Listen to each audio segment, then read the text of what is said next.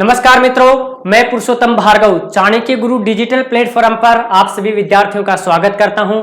दोस्तों, हमने पहले की क्लास में भारत के राष्ट्रपति से संबंधित अति महत्वपूर्ण तथ्यों के बारे में, फैक्ट के बारे में बात कर रहे थे।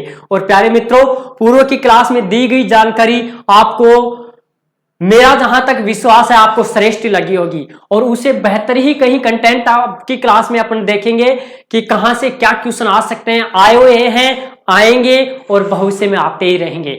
निश्चित रूप से आपको विश्वास होना चाहिए कि वास्तव में ये बहुत अच्छे कंटेंट आपको देखने को मिल रहे हैं।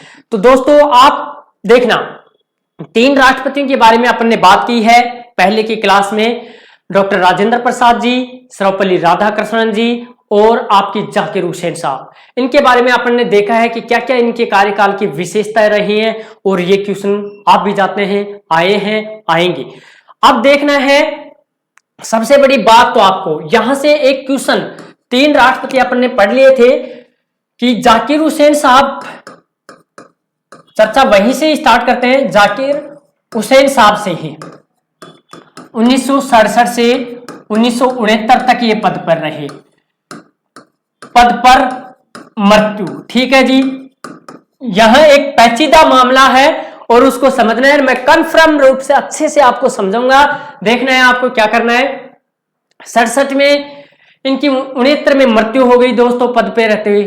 अब 69 में मृत्यु हुई तो ऐसी कंडीशन में आर्टिकल 65 ये कहता है कि भारत के राष्ट्रपति का पद आकस्मिक रूप से खाली हो जाए तो उपराष्ट्रपति पद जो व्यक्ति होता है वो कार्यवाहक राष्ट्रपति के रूप में पद संभालता है।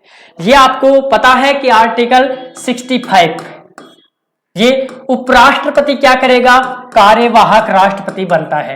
उपराष्ट्रपति कार्यवाहक क्या बनेगा, राष्ट्रपति। ठीक है। अब जैसे जाकिर हुसैन जी की मृत्यु हुई तो उस समय भारत के उपराष्ट्रपति कौन थे, वीवी गिरी साहब। वीवी गिरी साहब क्या थे, भारत के उपराष्ट्रपति। अब ये जो कॉन्स्टिट्यूशन में हमारा प्रोविजन दे रखा है कि 65 ये बात कहता है कि राष्ट्रपति की मृत्यु, त्यागपत्र, महाभियोग, इन प्रक्रियाओं से यदि पद रिक्त होता है तो उपराष्ट्रपति उस पद पर जाएगा और वह कार्यवाहक राष्ट्रपति होगा और समस्त वेतन भत्ते जो उनकी सुविधाएं होती हैं वो राष्ट्रपति की ही मिलती हैं, उपराष्ट्रपति की नहीं मिलती हैं। वो क्या होता है फिर, कार्यवाहक राष्ट्रपति और राष्ट्रपति के रूप में ही काम करता है। वीवी गिरी साहब बन गए क्या, भारत के राष्ट्रपति, कार्यवाहक। प्यारे मित्रों, होता क्या है कि यहां तक बात चलती है, समझ में आता है सारी बातें, ठीक है। लेकिन हुआ क्या कि वीवी गिरी साहब जो कार्यवाहक राष्ट्रपति हैं, इन्होंने ही क्या किया कि अगला जो चुनाव होना था, क्योंकि आर्टिकल 62 अनुच्छेद 62 ये बात कहता है कि कोई व्यक्ति आकस्मिक रिक्ति के समय 6 माह तक राष्ट्रपति रह सकता है, कार्यवाहक, और 6 माह के भीतर भीतर चुनाव करवाने जरूरी होते हैं। तो यहां वीवी गिरी साहब क्या बन गए थे, राष्ट्रपति कार्यवाहक। अब यही व्यक्ति बन रहा है क्या, चुनाव लड़ रहा है किसका, राष्ट्रपति का। चुनाव में खड़ा हो गया, उम्मीदवार बन गया। अब इन्होंने त्याग पत्र दे दिया किससे, कार्यवाहक राष्ट्रपति से, कार्यवाहक राष्ट्रपति से। हुआ क्या, ऐसा कोई प्रावधान पहले संविधान में नहीं था कि किसको त्याग पत्र दिया जाएगा, कौन व्यक्ति ऐसी कंडीशन में, यानी राष्ट्रपति की मृत्यु हो जाए, कार्यवाहक राष्ट्रपति भी ना हो, उपराष्ट्रपति भी पद पे नहीं हो, क्योंकि भाई जाकिर हुसैन मर गए, वीवी गिरी त्याग पत्र दे दिया, ये पहले क्या थे, उपराष्ट्रपति। तो न राष्ट्रपति है न उपराष्ट्रपति है। देश के सामने ये समस्या पहली बार क्रिएट होती है 1969 में। तो 1969 में राष्ट्रपति निर्वाचन अधिनियम, यह 1952 का था। इसमें संशोधन किया गया कब, 1969 में, क्योंकि यह समस्या उसी समय पर आई कि न राष्ट्रपति है न उपराष्ट्रपति है, तो फिर कौन राष्ट्रपति का पद संभाले, कंडीशन ये पैदा हुई। तो उस समय राष्ट्रपति निर्वाचन अधिनियम 1952 में एक संशोधन किया गया कब, 1969 में। ऐसी कंडीशन में दोस्तों क्या हुआ कि जो कार्यवाहक राष्ट्रपति बन रहा है, उपराष्ट्रपति है, उपराष्ट्रपति से क्या बन गया, कार्यवाहक राष्ट्रपति। और ये त्याग पत्र किसको देगा, सुप्रीम कोर्ट के मुख्य न्यायाधीश को देगा। और मुख्य न्यायाधीश नहीं है तो वहां पर अन्य वरिष्ठ न्यायाधीश को अपना त्याग पत्र देगा। एक बात तो ये की गई। नंबर 2 बात, यदि राष्ट्रपति भी पद पे नहीं है, उपराष्ट्रपति भी पद पे नहीं है, तो ऐसी कंडीशन में सुप्रीम कोर्ट का मुख्य न्यायाधीश कार्यवाहक राष्ट्रपति बनाया जाएगा। इस संशोधन के तहत किया गया राष्ट्रपति निर्वाचन अधिनियम 1969 का संशोधन हुआ। इसके तहत किया गया कि ऐसी कंडीशन में सुप्रीम कोर्ट का जो न्यायाधीश होगा, मुख्य न्यायाधीश होगा, वह कार्यवाहक राष्ट्रपति बनेगा। वह भी नहीं है तो फिर वरिष्ठ जो न्यायाधीश है सुप्रीम कोर्ट का, उसको कार्यवाहक राष्ट्रपति बनाया जाएगा। दोस्तों कंडीशन क्या होती है कि 20 जुलाई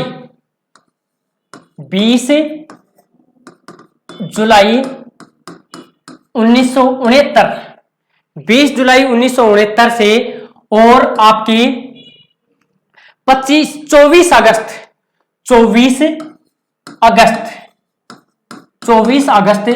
1969 तक सुप्रीम कोर्ट के सर्वोच्च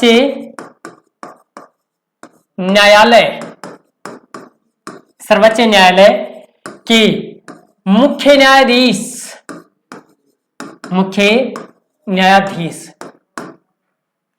एम हिदायतुल्लाह, मोहम्मद हिदायतुल्लाह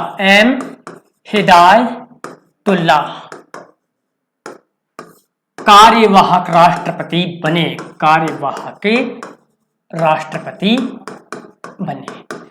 अब आपके पास क्वेश्चन है कि ऐसा कौन सा सुप्रीम कोर्ट का मुख्य न्यायाधीश है जो भारत का पहली बार कार्यवाहक राष्ट्रपति बना, तो कौन है, एम हिदायतुल्लाह। 20 जुलाई 1969 से 24 अगस्त 1969 तक भारत के राष्ट्रपति रहते हैं। कौन, एम हिदायतुल्लाह कार्यवाहक। तो इस समय और ये आपके समक्ष एक कॉन्सेप्ट पे आधारित क्वेश्चन हो जाएगा कि 1969 में 2 कार्यवाहक राष्ट्रपति रहे। कौन, वीवी गिरी साहब और मोहम्मद हिदायतुल्लाह 2 कार्यवाहक राष्ट्रपति कब बने, 1969 में। दोस्तों फिर हमारे देश के जो चौथे राष्ट्रपति बनते हैं वो कौन है आपके, वीवी गिरी साहब, वीवी गिरी। ठीक है, 1969 से और 1974 तक ये भारत के क्या बनते हैं, राष्ट्रपति बनते हैं।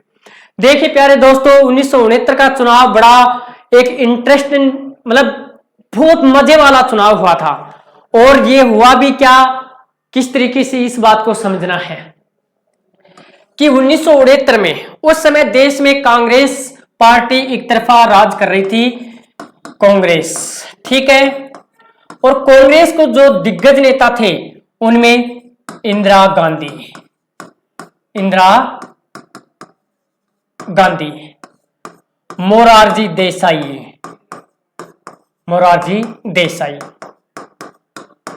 ठीक है, निज लिंगपा, के कामराज, ये उस समय के दिग्गज नेता कौन, कांग्रेस पार्टी के हुआ करते थे। इंदिरा गांधी, मोरारजी देसाई, निज लिंगपा और के कामराज। इंदिरा गांधी उस समय इतनी वर्चस्वशील नहीं हुई थी, लेकिन धीरे धीरे 1966 के बाद में वो अपना प्रभाव दिखाती जा रही थी। वो ऐसा प्रभाव दिखाती जा रही थी कि अन्य जो कांग्रेस के नेता थे वो सोचते थे कि इंदिरा गांधी ही सर्वेसर्वा बनती जा रही है।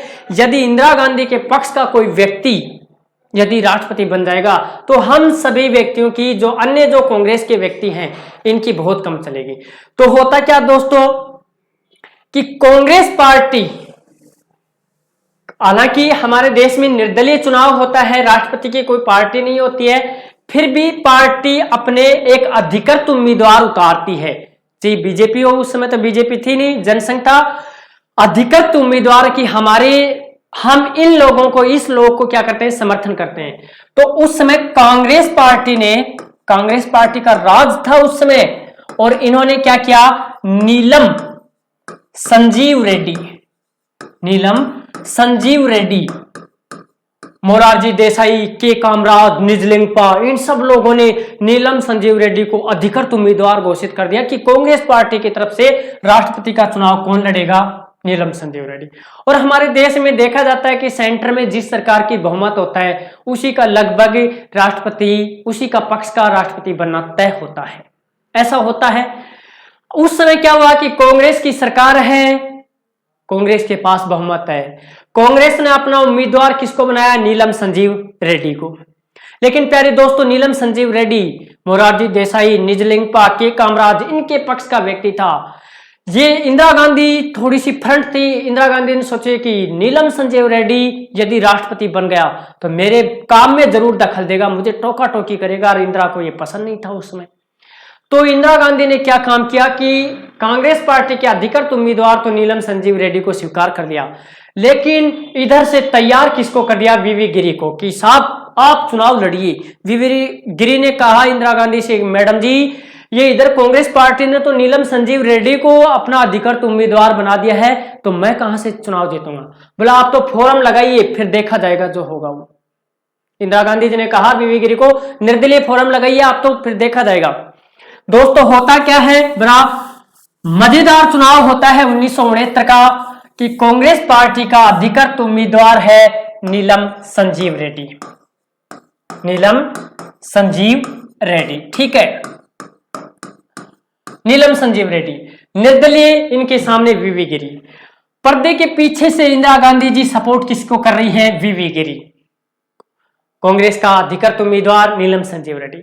होता क्या है दोस्तों, उसके बाद में इंदिरा गांधी ने मतलब कांग्रेस पार्टी की थी इंदिरा गांधी और उस समय प्रधानमंत्री थी, लेकिन इंदिरा गांधी ने खुद ने कहा कि कोई पार्टी का उम्मीदवार नहीं है और अपनी आत्मा की आवाज पर अपना मतदान करेंगे। ऐसा नहीं है कि कांग्रेस के पार्टी के जो व्यक्ति हैं वो नीलम संजीव रेड्डी को ही मतदान करें, जिसकी जैसी आत्मा कहे वो वही मतदान करें।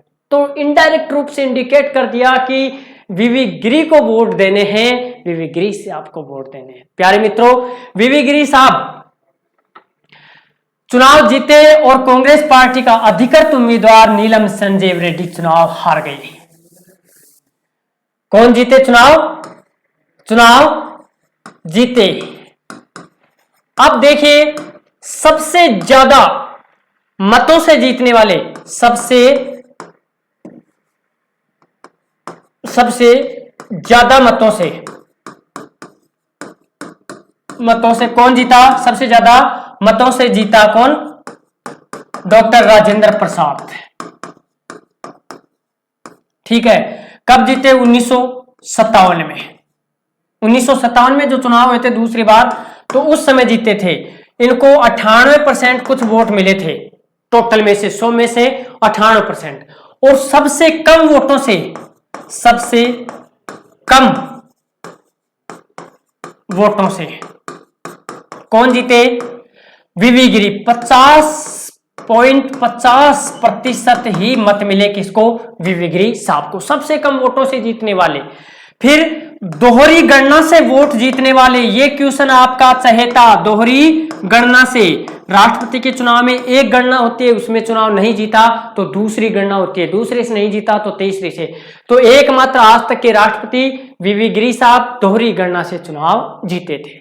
तो प्यारे मित्रों, वीवी गिरी साहब का चुनाव बड़ा मजेदार चुनाव हुआ। नीलम संजीव रेड्डी चुनाव हारे और उस समय नीलम संजीव रेड्डी लोकसभा के अध्यक्ष थे। उन्होंने लोकसभा अध्यक्ष पद से त्याग पत्र देके और वीवी गिरी के सामने कांग्रेस पार्टी के अधिकृत उम्मीदवार के रूप में चुनाव लड़ा था। आत्मा की आवाज, आत्मा की आवाज पर वोट मांगे थे किन्होंने? वीवी गिरी साहब ने, कि जिसकी आत्मा हो वैसे ही वोट डालने चाहिए। ठीक है दोस्तों, तो यहां वीवी गिरी साहब 1969 से 74 तक राष्ट्रपति रहते हैं। नेक्स्ट देखिए, वीवी गिरी साहब के बाद में कौन राष्ट्रपति बनते हैं हमारे देश के, वो अपने को देखना है। फखरुद्दीन अली अहमद। पांचवें व्यक्ति कौन है? फखरुद्दीन अली अहमद साहब, ठीक है, फखरुद्दीन अली अहमद साहब। ये कब से? 1974 से 1974 से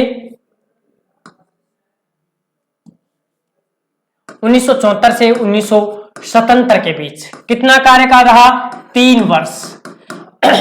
पद पर रहते हुए मृत्यु, पद पर रहते हुए मृत्यु। देखिए पहले कौन थे? जाकिर हुसैन, पद पर रहते हुए मृत्यु हुई इनकी। किनकी? आपकी फखरुद्दीन अली अहमद की। दूसरे मुस्लिम राष्ट्रपति, दूसरे मुस्लिम राष्ट्रपति। प्यारे दोस्तों, दूसरे सबसे कम अवधि के राष्ट्रपति। भाई कितने वर्ष तक रहे? 3 वर्ष तक। 3 वर्ष तक रहे। और जाकिर हुसैन साहब कितने वर्ष तक रहे? 2 वर्ष तक। पद पर रहते हुए मृत्यु हुई। इनके बाद में जो कार्यवाहक राष्ट्रपति बने थे वो थे कौन? बीडी जती।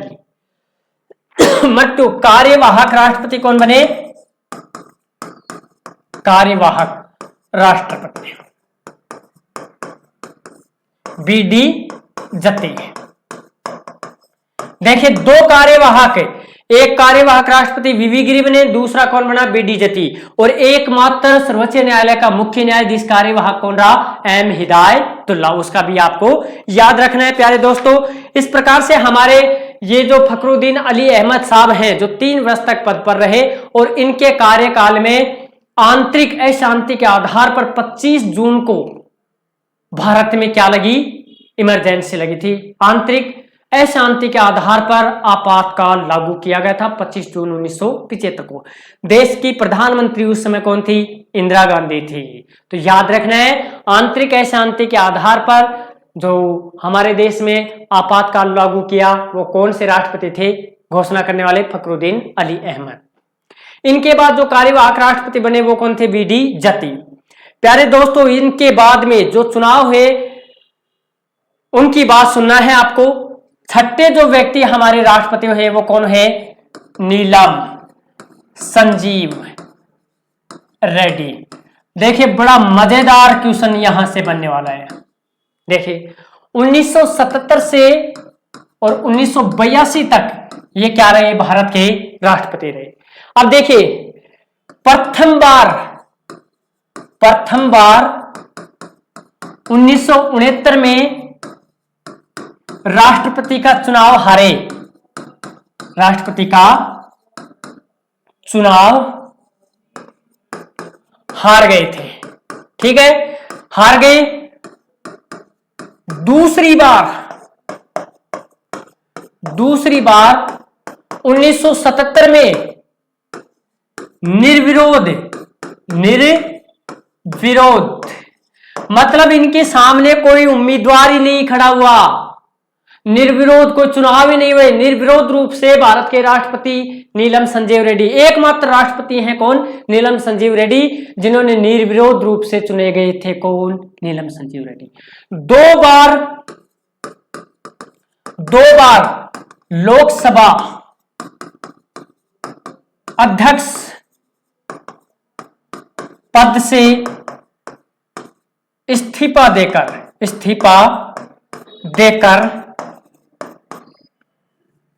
देकर राष्ट्रपति का चुनाव लड़ा।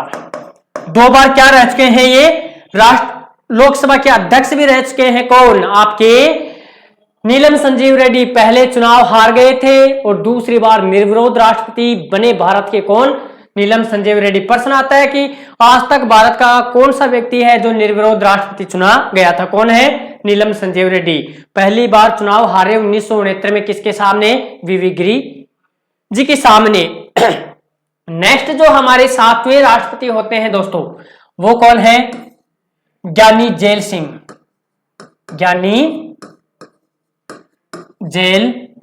साहब। ठीक है, ज्ञानी जेल सिंह जी राष्ट्रपति रहते हैं 1982 से 1987। देखिए 1982 से 1987। ठीक है, ज्ञानी जेल सिंह जी। अब देखना है इनका कि एकमात्र राष्ट्रपति जिन्होंने पॉकेट वीटो का प्रयोग किया था, एकमात्र राष्ट्रपति पॉकेट वीटो। बात कब की है? 1986। पॉकेट वीटो का प्रयोग किया। ठीक है, प्रयोग किया कौन? ज्ञानी जेल सिंह जी ने। पॉकेट वीटो, जेबी वीटो भी अपने इसको बोल सकते हैं। क्या कह सकते हैं? जेबी वीटो। विधेयक कौन सा था? डाक संशोधन, डाक संशोधन विधेयक 1986। हुआ क्या? न तो इस विधेयक पर इन्होंने हस्ताक्षर किए और न ही हस्ताक्षर करने से मना किया, ने हाँ किया ने ना किया, और उस विधेयक को लेकर और अपने पास में रख लिया। भाई चुपचाप अपने उस रख लिया, कोई कहा ही नहीं हाँ ना। तो इसको क्या कहा गया कि भारत के राष्ट्रपति ज्ञानी जेल सिंह जी ने पॉकेट वीटो का प्रयोग किया 1986 में। कौन सा विधेयक था? डाक संशोधन विधेयक पर इन्होंने प्रयोग किया। और ये जो ज्ञानी जेल सिंह जी थे प्रथम सिख राष्ट्रपति थे। कैसे थे? प्रथम सिख राष्ट्रपति, प्रथम सिख राष्ट्रपति। ठीक है। और गुट निरपेक्ष आंदोलन के ये क्या रह चुके थे? नेम के महासचिव रह चुके थे। गुट निरपेक्ष, गुट निरपेक्ष आंदोलन,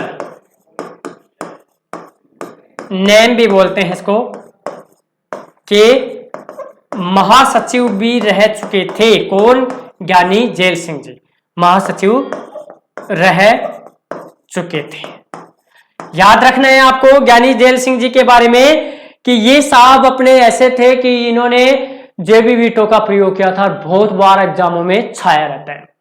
फिर देखिए दोस्तों, इनके बाद में जो राष्ट्रपति होते हैं, 8वें राष्ट्रपति वेंकटरमन। वेंकटरमन साधारण रूप से इन्होंने अपना कार्यकाल पूरा किया। वेंकटरमन ने 1987 से 1982, 1987 से 1992 साधारण रूप से इनका कार्यकाल रहा। कोई विशेष बातें इनके कार्यकाल में नहीं हुई। फिर आपके शंकर दयाल शर्मा जी रहे। नवे कौन रहे? शंकर दयाल शर्मा साहब।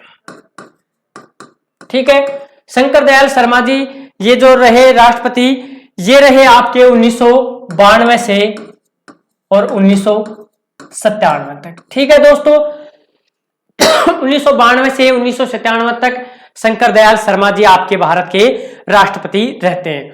उसके बाद में भारत के राष्ट्रपति बनते हैं कौन? के आर नारायण साहब।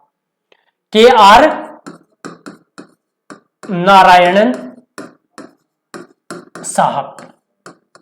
ये देखिए 1997 से 2002 के बीच, 1997 से और 2002 के बीच। ठीक है, इनके कार्यकाल में क्या हुआ? कारगिल युद्ध हुआ। कारगिल युद्ध हुआ इनके किसके बीच? भारत और नापाक के देश, पाक, भारत और पाक के बीच में, के आर नारायण साहब के बीच में। और ये भारत के प्रथम दलित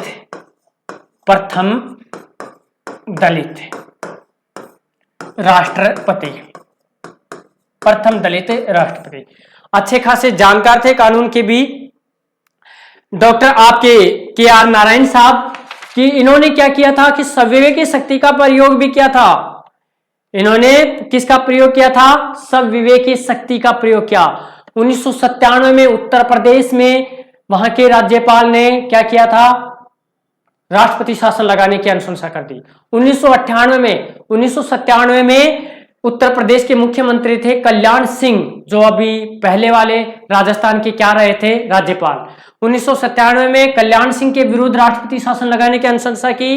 और 1998 में बिहार में राबड़ी देवी मुख्यमंत्री थी, उनके विरुद्ध राष्ट्रपति शासन लगाने की राज्यपाल ने अनुशंसा की। के आर नारायण साहब बड़े स्पष्ट छवि के व्यक्ति थे और अपना काम करते थे, पद की गरिमा बनाए रखते थे। और उन्होंने इस राष्ट्रपति की जो लगाने की अनुशंसा की गई थी राष्ट्रपति शासन की, उसको क्या किया प्यारे साथियों? उन्होंने पुनर्विचार के लिए लौटा दिया था। दो बातों को मतलब उत्तर प्रदेश में भी राष्ट्रपति शासन की जो अनुशंसा थी उसको भी क्या किया गया, पुनर्विचार के लिए लौटाया गया। और 1998 में राबड़ी देवी मुख्यमंत्री थी बिहार की, वहां भी क्या किया गया था, वापिस लौटाया गया था। तो ये हमारे क्या थे, KR नारायण साहब।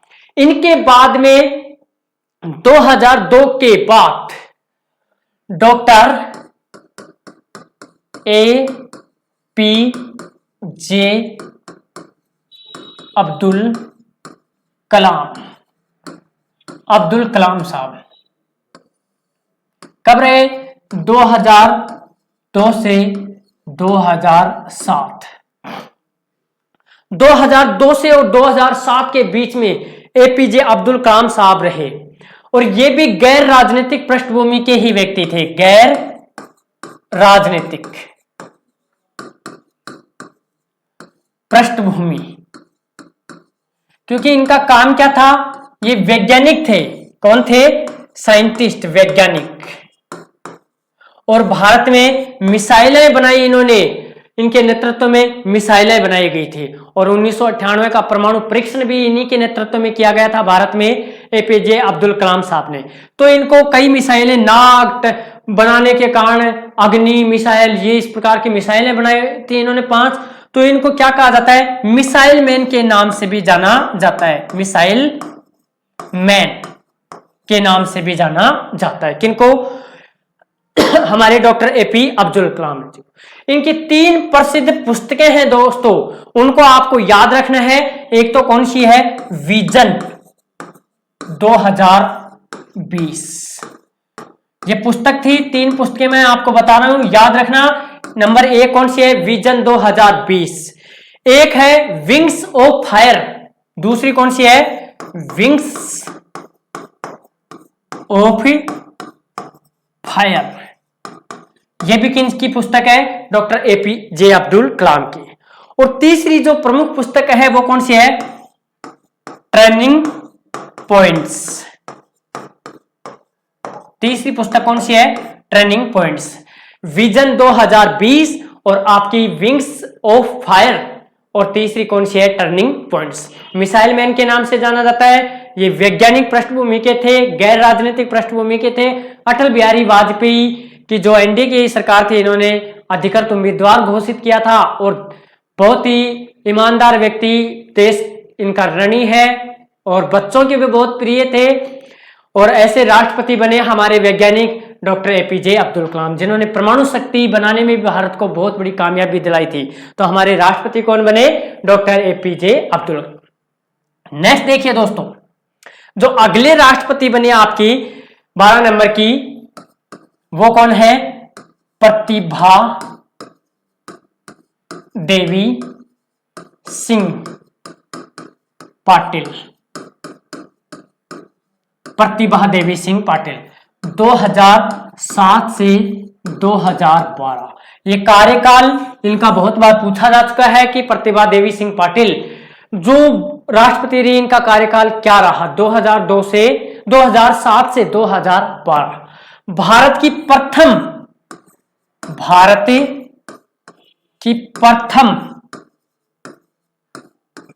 महिला राष्ट्रपति। आज तक एक ही महिला क्या बनी है, भारत की राष्ट्रपति बनी है। कौन, भारत की प्रथम महिला राष्ट्रपति। राष्ट्रपति बनने से पहले, राष्ट्रपति बनने से पहले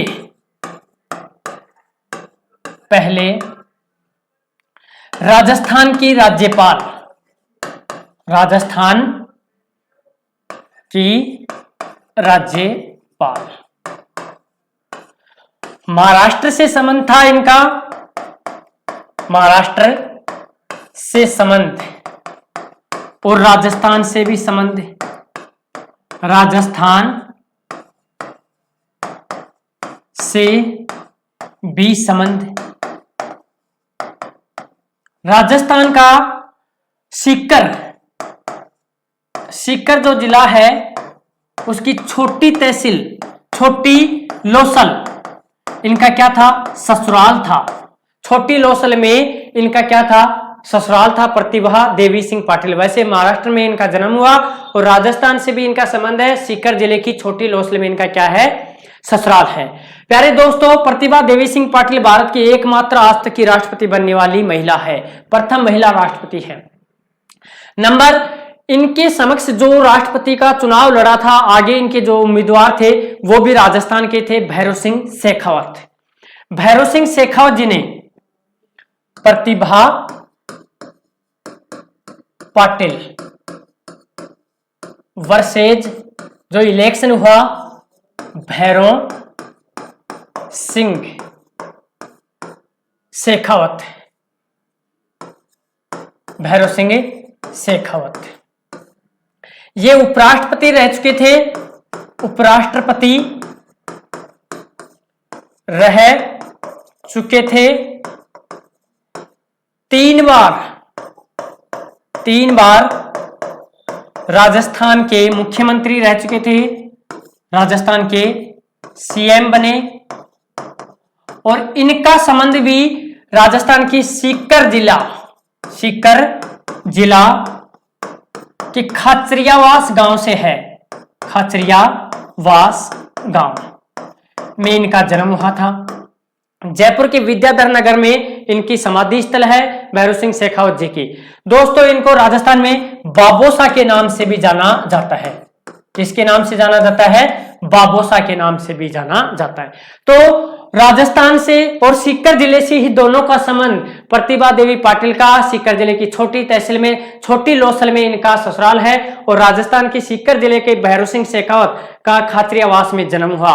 दोस्तों, ये ही दोनों आपस में आमने सामने राष्ट्रपति पद के लिए चुनाव लड़े और इनमें प्रथम महिला विजेता रही कौन, प्रतिभा देवी पाटिल सिंह। भैरव सिंह जी चुनाव हार गए थे।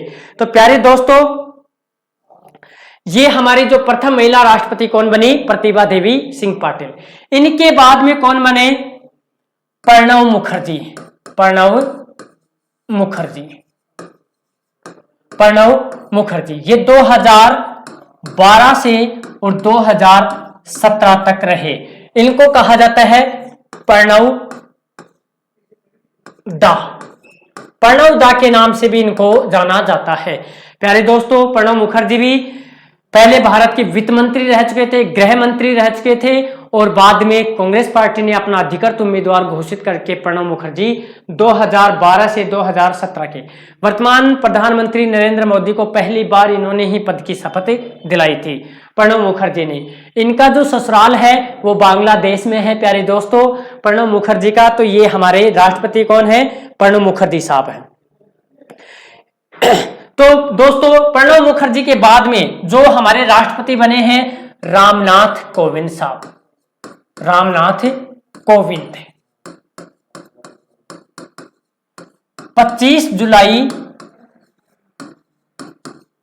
2017 से निरंतर चल रहे हैं। रामनाथ कोविंद साहब 25 जुलाई 2017 से निरंतर भारत के राष्ट्रपति हैं अभी वर्तमान में। प्यारे दोस्तों, रामनाथ कोविंद जी राष्ट्रपति बने उससे पहले बिहार के राज्यपाल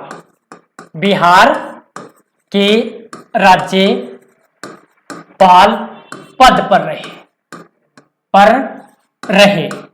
ठीक है, बिहार के राज्यपाल। इनकी जो पत्नी है वो कौन है, सविता सिंह जी।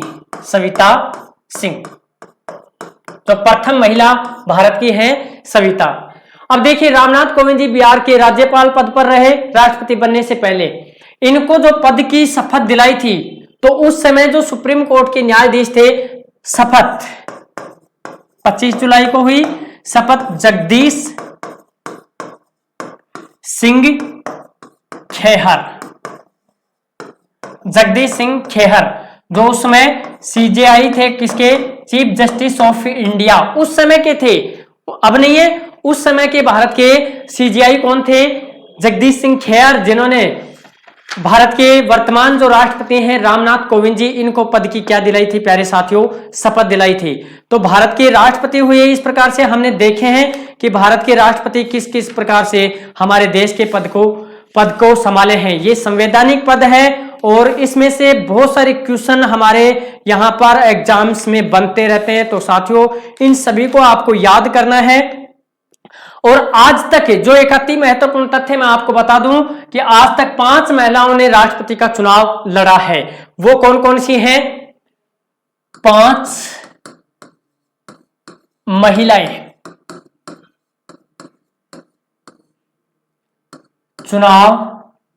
राष्ट्रपति का चुनाव लड़ा। देखिए जो पहली महिला है वो कौन है जो राष्ट्रपति का चुनाव लड़ा? वो पहली महिला है श्रीमती मनोहर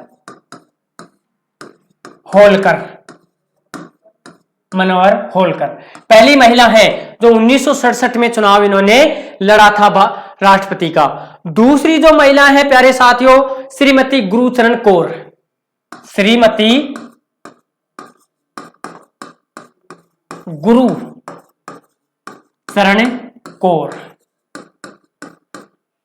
1967 में चुनाव लड़ा, 1969 में चुनाव लड़ा। दोस्तों श्रीमती गुरुचरण ने कब चुनाव लड़ा था? 1969 में लड़ा। तीसरी जो है श्रीमती कैप्टन लक्ष्मी सहगल। तीसरी कौन सी है? कैप्टन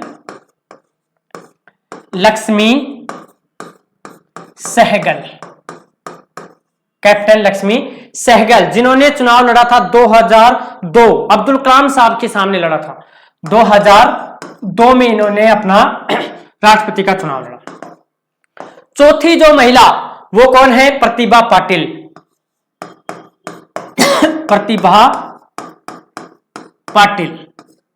2007 विजेता रही, राष्ट्रपति बनी विजेता। और पांचवी जो है वो कौन है? श्रीमती मीरा कुमार 2017 में रामनाथ कोविंद के समक्ष चुनाव लड़ी थी। इस प्रकार 5 महिलाओं ने आज तक भारत के राष्ट्रपति का चुनाव लड़ा, जिसमें से एक महिला ही आज तक सक्सेस हुई, वो है प्रतिभा देवी सिंह पाटिल।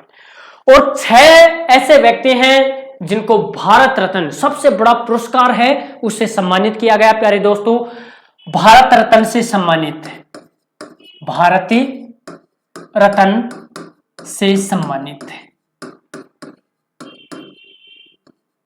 कौन है? 6 राष्ट्रपति। अब देखिए कौन कौन से हैं, कब मिला उनको। पहले तो कौन है? सर्वपल्ली राधाकृष्णन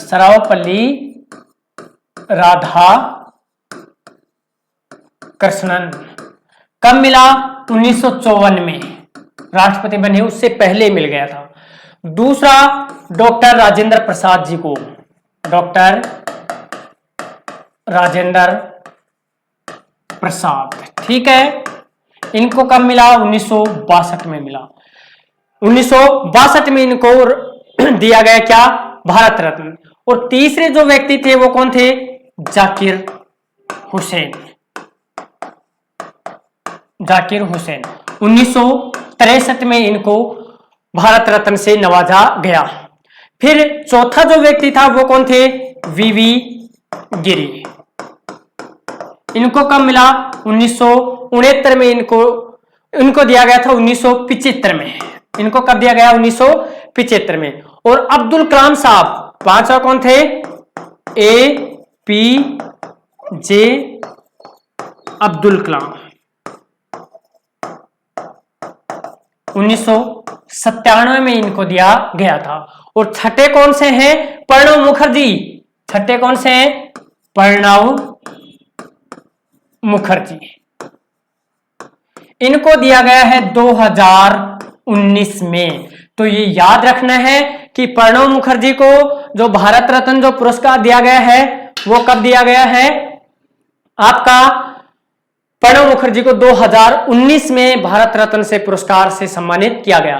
तो आज तक 6 व्यक्ति ऐसे हैं राष्ट्रपति जिनको कि भारत रत्न से नवाजा गया है। तो आपको याद रखना है कि 6 व्यक्तियों को, सर्वपल्ली राधाकृष्णन, डॉक्टर राजेंद्र प्रसाद, जाकिर हुसैन, वीवी गिरी, एपीजे अब्दुल कलाम और प्रणब मुखर्जी, 6 ऐसे राष्ट्रपति हैं जिनको आज तक भारत का सर्वोच्च पुरस्कार भारत रत्न से नवाजा गया है। तो दोस्तों, आज की क्लास में हमने अति महत्वपूर्ण जो राष्ट्रपति से महत्वपूर्ण जो तथ्य बनते थे उनके बारे में जानकारी हमने प्राप्त की है। दोस्तों, मिलते हैं अगली क्लास में। जब तक धन्यवाद, ऑल द बेस्ट।